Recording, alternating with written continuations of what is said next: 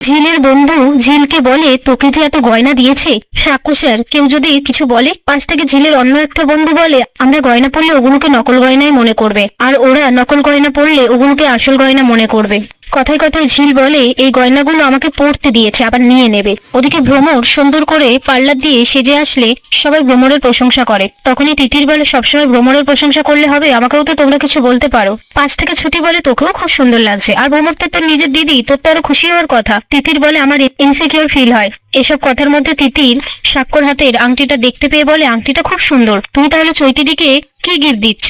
তখনই ছুটি ডায়মন্ডের নেকলেসটা তিতিরকে দেখালে তিতির বলে, খুব সুন্দর হয়েছে। ছুটি বলে, তুই বিয়ে করলে তোকেও দেবো।